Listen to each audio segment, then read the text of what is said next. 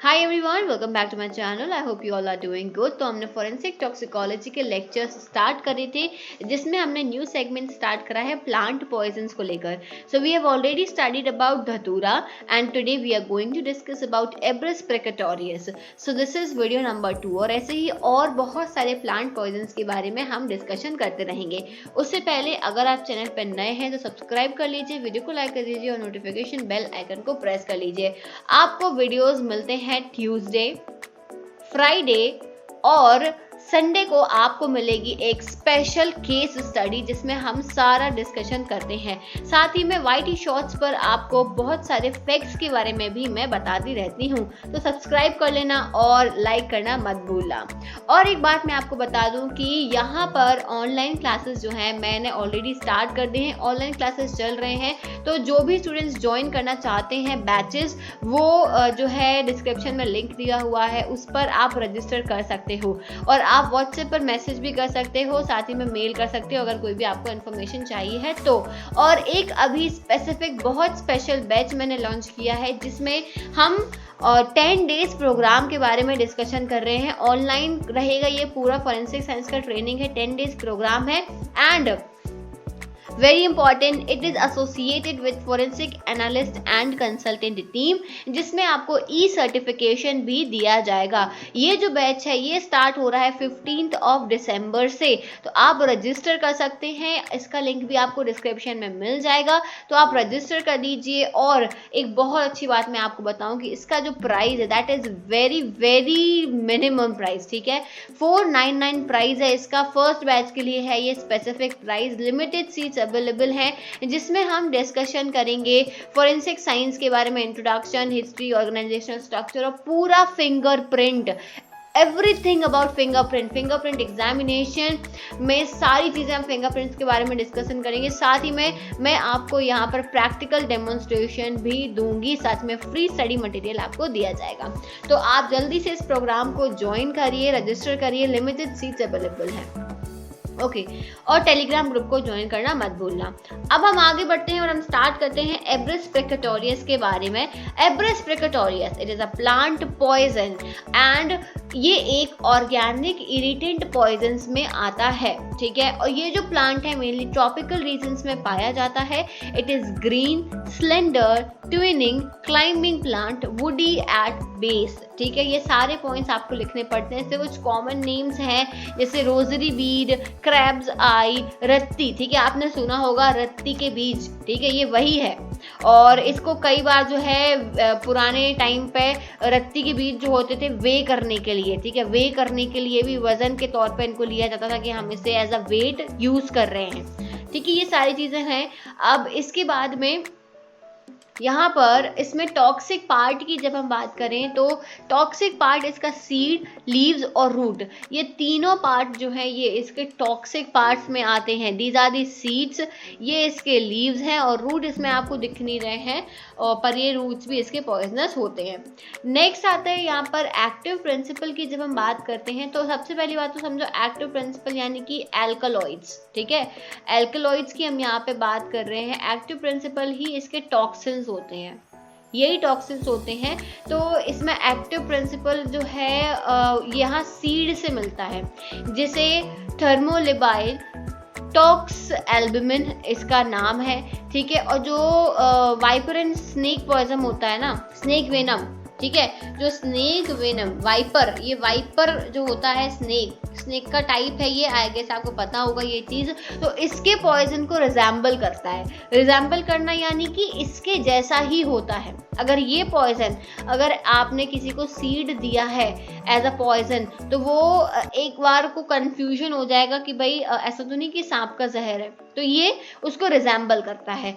अब हम कुछ और एक्टिव प्रिंसिपल्स की बात करें तो इसमें आता है एब्रिन, ठीक है, लिपोलिटिक एंजाइम्स, एब्रिलिन ए ग्लूकोसाइड और हीम एग्लूटिनिन। तो ये जो है ये इसके कुछ अदर एक्टिव प्रिंसिपल्स हैं। ये नाम आपको याद करने पड़ेंगे, ये बहुत इंपॉर्टेंट होते हैं। इसके अलावा हम फेटल डोज और फेटल पीरियड की बात करें तो फेटल डोज में 1 से 2 seeds, if taken by mouth, ठीक है, 1 या 2 seeds if taken by mouth ये फेटल डोज है। और अगर इंजेक्ट किया जा रहा है एब्रिन, ठीक है, सीड से एक्सट्रैक्ट कर लिया है एब्रिन, इंजेक्ट किया जा रहा है तो वो 90 to 120 mg फेटल डोज होता है। फेटल डोज का मतलब मैंने लास्ट वीडियो में भी बताया था, फेटल पीरियड क्या होता है, फेटल डोज ये मतलब मैंने समझाए थे, तो पुरानी वीडियो जरूर देखिएगा, स्टार्टिंग से देखिएगा। फोरेंसिक टॉक्सिकोलॉजी का पूरा इंट्रोडक्शन, क्लासिफिकेशन सब कुछ मैंने पढ़ाया हुआ है, तो वो सब स्टार्टिंग से देखना तो आपको बहुत क्लियर हो जाएगा। फेटल पीरियड की जब हम बात करते हैं तो फेटल पीरियड 3 से 5 दिन, ठीक है, 3 से 5 दिन में ये इसका जो वो है टॉक्सिक अफेक्ट है वो 3 से 5 दिन में शो करता है। Is that clear everyone? Okay, now when I talk about administration, that how this poison is administered, so there are various types in which we can administer this poison. First is extract injected, भाई हमने उसको extract कर लिया, ठीक है, जो उसका toxic principle था, toxic substance था, toxin जिसे हम बोलते हैं, extract कर लिया और inject कर दिया इंजेक्शन के थ्रू। या अगर किसी को wound है, कोई चोट लगी हुई है, उस चोट पे हमने उस poison को डाल दिया, ठीक है। तीसरा चीज हमने पाउडर बना लिया और बॉडी में इंसर्ट कर दिया, नेचुरल ऑरिफिसेस के थ्रू या फिर कोई भी ओपनिंग है उसके थ्रू हमने पाउडर बनाया या खाने में मिक्स करके दे दिया, तो ये पाउडर फॉर्म में भी दिया जाता है। पाउडर्ड सीड्स का पाउडर बना दो, ठीक है, और खाने में मिक्स करके किसी को दे दो ओरली, ठीक है, ओरली फॉर्म में। तो ये अलग अलग तरीके होते हैं किसी को पॉइजन देने के।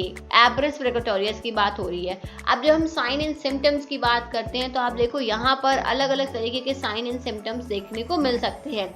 Abdominal pain, nausea, vomiting, bloody diarrhoea, weakness, cold perspiration, trembling of hand, weak pulse, miosis, rectal bleeding, cardiac. अब देखो यहाँ पर क्या होता है, एक चीज मैं आपको बता दूं कि जब कोई पॉइजन लेते हैं ना तो सिर्फ इतने सिम्टम्स नहीं होते हैं, बहुत सारे मल्टीपल सिम्टम्स देखने को मिलते हैं, जिसमें नोजिया, वॉमिटिंग और weakness, abdominal pain, rectal bleeding हर पॉइजन में देखने नहीं मिलती है, पर हाँ एब्रस फ्रिगेटोरियस में मिलती है। पर ये कुछ कॉमन सिम्टम्स होते हैं, तो अगर आपको कभी पॉइजन्स के सिम्टम लिखने हो तो कुछ कॉमन सिम्टम्स आपको हर चीज में देखने को मिलते हैं, वो आप लिख सकते हो बिना आंख बंद करके, बिना सोचे समझे, इतने तो लिख ही आना। फिर कुछ स्पेसिफिक जो है साइन एंड सिम्टम्स होते हैं। अब ये सिम्टम्स कुछ घंटे से लेके 2 से 3 दिन के अंदर भी दिखते हैं, ठीक है। अब हम बात करें मोड ऑफ एक्शन कि भाई जब हमने एब्रिन दिया तो ये ऐसा क्या करता है बॉडी के अंदर जाके कि वो टॉक्सिक इफेक्ट दिखाता है। तो हमने सबसे पहले तो एब्रिन एक्सट्रैक्ट कर लिया, तो इसका टॉक्सिक एक्शन जो होता है वो सेल मेम्ब्रेन्स पर होता है। कहाँ पर होता है? सेल मेम्ब्रेन्स पर होता है। तो टॉक्सिक इफेक्ट डायरेक्ट एक्शन करेगा पैरेन्काइमल सेल्स पर। नाउ पैरेन्काइमल सेल्स वो भी कहाँ की? लिवर और किडनी के सेल्स पर और रेड ब्लड सेल्स आरबीसीज पर, ठीक है। तो अब होता क्या है कि एब्रिन में 2 पॉलीपेप्टाइड चेन्स प्रेजेंट होते हैं, ठीक है, 2 पॉलीपेप्टाइड चेन्स प्रेजेंट होते हैं ए एंड बी, ठीक है। तो अब ये जो चेन्स होते हैं ये डाइसल्फाइड बॉन्ड से कनेक्टेड होते हैं, ठीक है, डाइसल्फाइड बॉन्ड से कनेक्ट होते हैं। तो जब भी किसी ने मान लो इसकी जो सीड होती है वो च्यू करी या फिर क्रश करके दी गई है तो उसमें से एब्रिन रिलीज होगा। अब एब्रिन रिलीज हुआ है तो ये जो आपकी बी वाली चेन है, ठीक है, बी पॉलीपेप्टाइड चेन है, इसे हम हैप्टोमेयर, क्या बोलते हैं इसको हम? हैप्टोमेयर। तो ये जो बी वाली चेन है ये बाइंड करेगी इंटेस्टाइनल सेल मेम्ब्रेन से। किससे बाइंड कर रही है? ये इंटेस्टाइनल सेल मेम्ब्रेन से बाइंड कर रही है। क्लियर है बात? बी, ठीक है, बी चेन। अब हम बात करें ए चेन की, तो जो ए चेन है इसको हम बोलते हैं फैक्टोमर, ठीक है, फैक्टोमर बोलते हैं। ये एंटर कर जाती है साइटोप्लाज्म में। कहाँ एंटर करेगी? साइटोप्लाज्म में। तो ये दोनों चेन अलग अलग जगह यहाँ पर जाके काम करती हैं। अब ये जो पॉलीपेप्टाइड चेन्स होती हैं ये 60S राइबोसोमल सब यूनिट पर एक्ट करती हैं और ये क्या करती हैं? Prevents binding of elongation factor 2, thus inhibit protein synthesis. ये प्रोटीन सिंथेसिस को इनहिबिट कर देता है which lead to cell death. यहाँ पर सेल डेथ होना स्टार्ट हो जाती है। क्लियर है? इसका एक्शन आपको समझ में आ गया? तो यही इसका मोड ऑफ एक्शन था, जो चेन्स है वो जाके यहाँ पर अटैच होती है अलग अलग जगह पे। अब हम बात करेंगे इसके डिटेक्शन की, टेस्ट ऑफ डिटेक्शन, कैसे आप इसको डिटेक्ट करोगे। तो 2 टेस्ट याद रख लो, एक होता है fast blue B potassium hydroxide test और एक होता है मार्कस टेस्ट। तो मार्कस टेस्ट एक साइंटिस्ट थे मार्कस, जिन्होंने दिया था, उन्हीं के नाम पे इस टेस्ट का नाम रखा गया है। तो हम बात करेंगे पहले फास्ट ब्लू बी टेस्ट की। यहाँ पर क्या होता है, to the dried residue of extract in the porcelain basin, भाई porcelain basin में आप dry extract ले लो, few drops of 5% ethanolic solution of fast bluebee salt, एक fast bluebee salt होता है, ठीक है, वो आप इसमें डाल दो। 5% ethanolic solution of fast bluebee salt is added। फिर आप इसमें few drops of aqueous KOH डालोगे, few drops 2 drops of aqueous KOH डालोगे। तो आपको क्या ऑब्जर्व होगा यहाँ पर जो ऑब्जर्व होगा वो होगा आपको रेड ऑरेंज कलर, ठीक है, रेड ऑरेंज कलर आपको दिखेगा, which indicates the presence of abrin, abrin के प्रेजेंस को इंडिकेट करता है। Is that clear? अब हम दूसरी बात करें, दूसरा यहाँ पे आता है to the dried, Marquis test की बात कर रहे हैं। अगेन ड्राइड रेसिड्यू लिया है, ठीक है, ड्राइड रेसिड्यू ऑफ एक्सट्रैक्ट में आप डालोगे 2 drops of Marcus reagent. Marcus reagent कैसे बनता है? Prepared by mixing 1 volume of formalin या फिर formaldehyde with 9 volume of concentrated sulphuric acid, 1:9, ठीक है।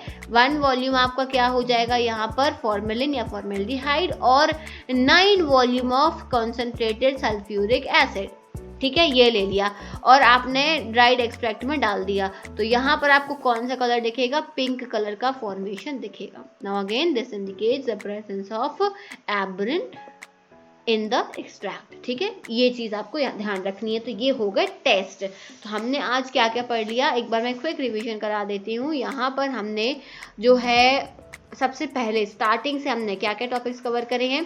सबसे पहले हमने इंट्रोडक्शन देखा कि एब्रस प्रेकोटोरियस क्या होता है, एब्रस प्रेकोटोरियस के टॉक्सिक पार्ट्स क्या होते हैं, फिर हमने देखा कि इसके एक्टिव प्रिंसिपल्स क्या हैं, उसके बाद में फेटल डोज और फेटल पीरियड क्या होता है, इसको कैसे एडमिनिस्टर किया जाता है, कैसे दिया जाता है किसी को, फिर साइन एंड सिम्टम्स क्या होते हैं वो हमने देखे, एंड फिर हमने देखा मोड ऑफ एक्शन कि ये कैसे अफेक्ट करता है, क्या अफेक्ट करेगा। तो ये सेल मेम्ब्रेन को, पैरेन्काइमल सेल, लिवर और किडनी के और आरबीसीज के पर डायरेक्ट अफेक्ट करता है। और फिर टेस्ट देखे हमने, जिसमें 2 टेस्ट देखे, fast blue B potassium hydroxide test and Marquis test. Is that clear? अब हम अगले लेक्चर में किसी और प्लांट पॉइजन के बारे में डिस्कशन करेंगे। अगर आपको ये वीडियो हेल्पफुल लग रहा है तो शेयर करना मत भूलेगा और चैनल को सब्सक्राइब करेगा। So thank you so much for watching this video. I will see you soon in the next video. Till then take care everyone, bye bye.